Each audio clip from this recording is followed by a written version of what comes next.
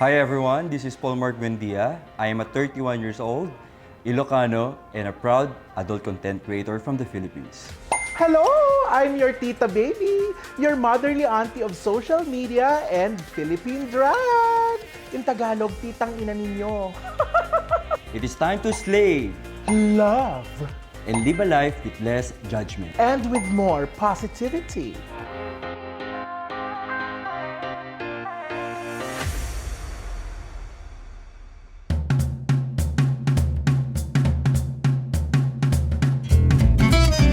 Haha, kaya kalat na kalat ang HIV dahil sa kababuyan nila.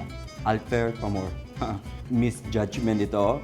Hindi naman porket nagagawa ka ng content is may HIV ka and nagkakalat ka ng HIV. Ha ha ha, mga bakla. Huwag magkalat ng HIV dito. Ha ha ha, mga salot. Alam mo, sa tweeting na yan, ikaw ang salot. Ha ha ha. Bye to bye, nagkakalat ng HIV. Oh, this is very wrong. I don't think na sa LGBTQ community lang nanggagaling ang HIV. Tanga, sinong cancer sa atin, bakla ka? Tigakalat ka ng HIV, ikaw ang sakit ng lipunan, bobo. Excuse me, hindi ako bobo, isa ako sa mga pinakamatalinong tao dito sa Pilipinas. At saka hindi ako cancer, Capricorn ako. Can men not talk about sex, girls and porn all the time? Kadiri kayo. Pre. Here, I mean, parang walang sense yung tweet. Bigla akong natakot sa HIV. Ayoko na nga magpa-BJ. Ha ha ha. Hashtag joke. Loka ka? Hindi joke ang HIV. Hindi ba dapat hina-hashtag joke yan? At saka, ang pag-BJ, hindi naman yan necessarily nakakahawa pagdating sa HIV. Make sure lang that you always have protected sex and always test. Kadiri tol, di talaga mapigil-pigilan ang libog kahit dito sa social media. Ha ha ha, certified porn addict. So, if you think kadiri yung nakikita mo sa social media, you can skip, block, pass. Sakit mo na yung pagiging cheater mo. Ayokong ipagpasa Diyos. Sana magka-HIV ka. Diyos ko, ang bigat naman kasi ng kasalanan ng cheater. Ako na-cheated on ako. Pero hindi ko naman siya pinagpapadasal na magkaroon siya ng sakit. Di ba? At saka ayaw mong ipagpa-Diyos, mas malakas ka kay God. Dahil sa sobrang mong libog, kumalat tuloy ang HIV. As long as ikaw ay sure 100% that you are free from HIV and of course yung magiging partner mo is free from HIV, I don't think na this is valid to say na kami ay nagkakalat ng HIV. So make it sure to get tested para hindi kakalat. Nako, ingat sa pakikipagjugjugan. Huwag puro libog, baka HIV na yan. Grabe naman. Hindi naman porket nagipag-sex ka is magpapasa ka ng HIV, no? Hindi ibig sabihin na paglibog ka, may HIV ka. At blank. Kaya yan, bastos kasi bakla yan. Takapagkalat ng HIV. Hoy, hoy, hoy! Excuse me. Unang-una, hindi lahat ng bakla bastos. Ako lang siguro, no? Pangalawa, tagapagkalat ng HIV. Excuse me. Marami pong straight people, both straight men and straight women, ang HIV positive. Hindi po sakit ng bakla ang HIV. Ha ha ha, kaya pala fake moaning ka na lang pag nagsisex tayo. Sana lang wala akong nakuhang sakit sa inyo, ha ha ha, kasi pag ako nagka-HIV, kayo sisihin ko, mga hayop. Pag nagipag-sex ka, it is your responsibility. Meron tayong tinatawag na kondom, girl. Pwede mong gamitin yon. Sana mamatay ka na rin, hayop ka. Hayop ka rin. Isa ka sa nagpalaganap ng HIV cases dito eh. Hayop ka, ba't di ka pa magpakamatay? Alam mo, siseryosohin ko sana tong message mo at saka itong tweet mo. Kaya lang mali-mali ang spelling eh. Next! Totoo ba itong mga tweets na to? Pero it's for real. Wow. Sana magkasakit na tas mamatay. That's crucial. O di kayo magka-HIV ka para tuloy-tuloy ng pagkamatay mo. Shoot, I don't know how to react on this. Kasi parang, it's cursing, right? Parang kine-curse mo yung tao and you don't have the right to wish them bad luck. Sige, magdadala ako ng pin. Tusok ko sa may HIV, tas tusok ko sa'yo. Hihihi, nang mamatay ka na ka. Isa lang sasabihin ko dito, din. Ha ha ha, mukhang malapit ka na mamatay. HIV positive ka ba?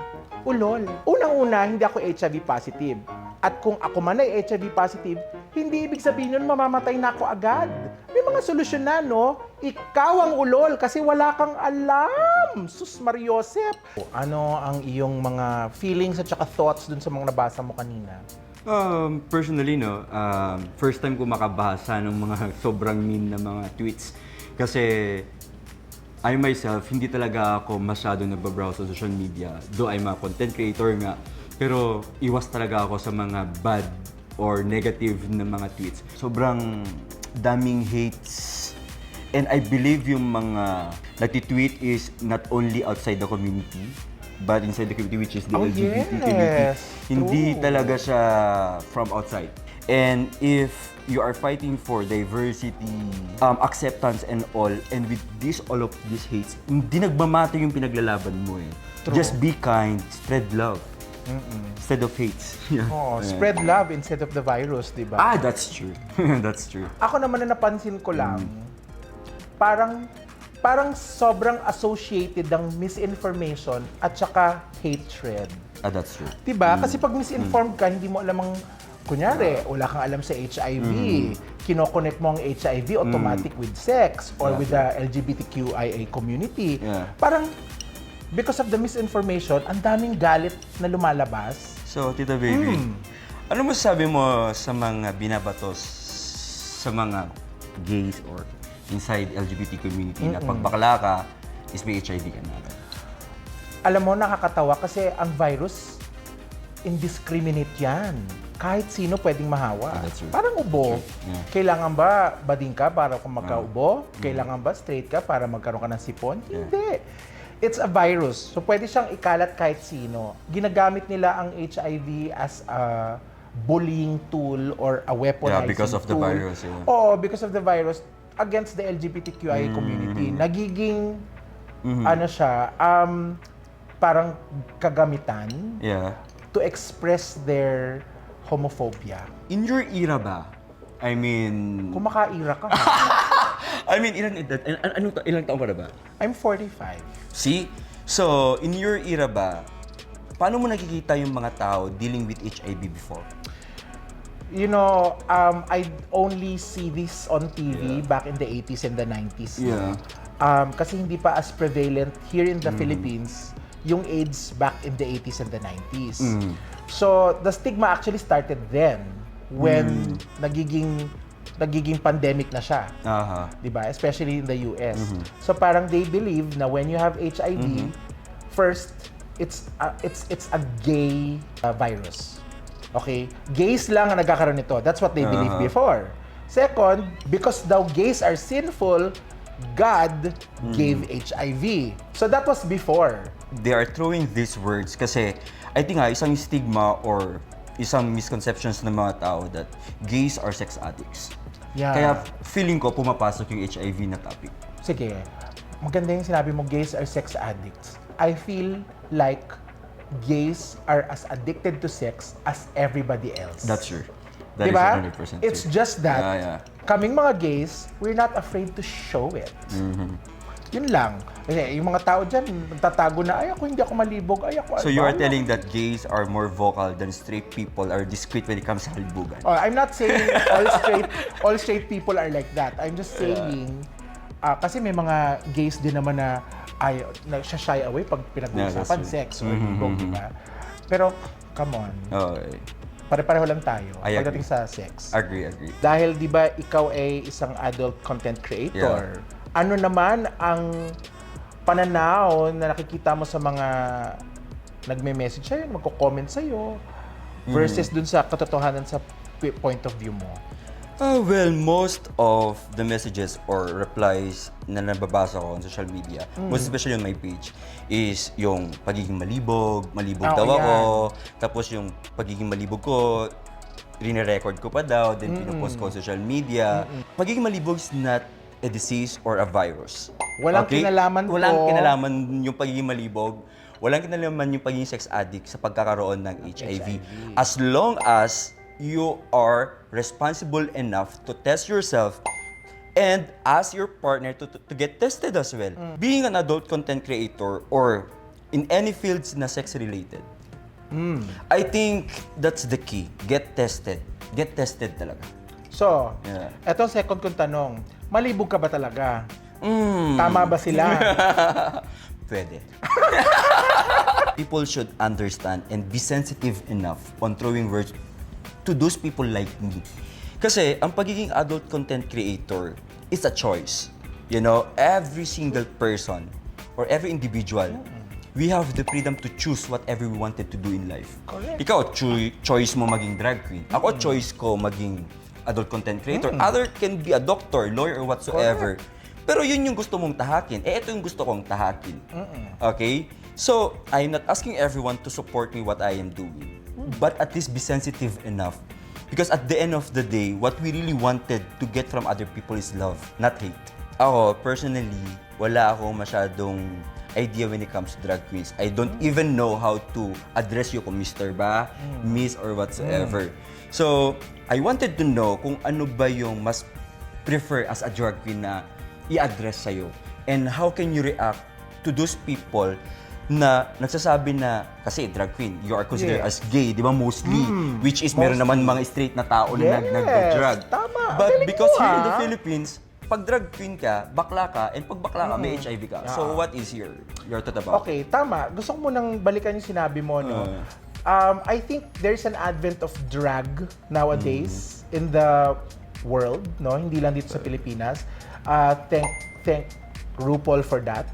Because of Drag Race Philippines, kami mga drag queens who used to be under, alam mo, sa dilim. Doon kami nagtatrabaho, di ba? Sa clubs, hindi kami lumalabas sa tanghali, ganyan. Parang kami mga vampira, di ba? Because of the stigma that is connected to being a drag queen. Tama ka. When you're a drag queen, you're gay. When you're gay or the LGBTQI community, you're HIV positive. Magkakadikit yun eh. Yeah, di ba? Pero, what I see now is there is openness and may bago ng pananaw sa drag and the LGBTQI community because nga we are coming out of the dark already. 'Di ba? Nagpe-perform na kami during brunch time, meron na ring social media where some drag queens are, you know, leading there as their platform. So, maganda yung namumulat na yung society, no, yung lipunan sa kung what is drag queen. Ngayon, ang drag po is a profession, hindi po siya pagkatao, no? May mga drag queens pong straight na babae, straight na lalaki. But however, of course, because it's sort of cross-dressing, di ba? Madalas, bading ang nagda-drag. Di ba? Pero wala kinalaman yan at all sa HIV. Pansinin nyo, yung buong kwento ko, wala akong binabanggit na HIV kasi wala naman talagang direct connection ng HIV to the LGBTQ community or to drug. Diba? Whether I'm a drag queen or a drag king or even if I'm like, yun nga, straight or whatever, diba? It doesn't matter. If your pronouns are he, she, it, they, them, whatever, we can all get HIV positive. Virus can be everywhere. Pwedeng mahawaan ng lahat. Mapalalaki, bata, sanggol. Sanggol ba makikipag-sex na? Pwede nga mahawaan Pwede yung sanggol. mahawaan yun from the mother. Kung positive ang mother, Exactly. may chance na pag pinanganak niya yung bata, maging positive din. Always remember that HIV doesn't have a sex Yes, preference. wala. Wala talaga siyang gender. Ako nga may preference eh. Everyone, I prefer you. I have friends, Ate Baby. A lot of friends na merong HIV. But I've seen them grow. Mas nagiging healthier pa yung itsura nila eh. Oh, meron din akong kilala, actually, a few who are HIV positive, Yeah, no? that's And true. they're taking management medication, which is ART. Yeah. And to the point that the viral load is so little, di ba, undetectable na siya, Yeah. hindi na siya nakakahawa. Untransmittable na. Very successful tong mga to, ha? Oo. They're very successful in their field in the corporate world. So, tama ka rin na it actually kick-started their healthy lifestyle. Kasi hindi naman porket may ART ka, di ba? Or naka-prep ka, yosi, inom, puyat. Yeah, that's true. Yeah. Di ba? It should be a healthy lifestyle. Nag-manage na rin sila ng healthy lifestyles nila. Ang pagbabago ay nasisimula talaga sa sarili natin. Ay, totoo yan. Yeah. Minimum of 8 hours a day nasa social media ka. What if 30 minutes just used it to go on Google, search about HIV, and to learn about it. Correct. Since we're both on social media, di ba? Yeah. Very powerful ang social media. And That's for content creators like ourselves, no, the responsibility is on us to actually tell the truth, share correct information. Yeah, that's true. Diba? Like what we're doing right now, Yeah, we're yeah, sharing yeah. information about HIV. Accountable din naman ang ating mga audience sa kanilang mga that's true. pinanonood at kanilang mga pinupusuan at sinishare. Again, you have diba? your own choice. Yes. You have So, the freedom of choice. Oh, bago kayo mag-heart-heart dyan, magpuso-puso, Yeah, share, ganon, mag-background check muna kayo, magbasa-basa tayo. Together, natatanggal natin ang stigma. Sana marami kayo natutunan at nag-enjoy kayo sa aming dalawa. Pero hindi lang ito ang episode, maraming episodes. So please, visit Free2View social media. Be part of a community and learn more how to be free, to be you, for a healthy Pilipinas. Kaya makuha kayo sa tingin.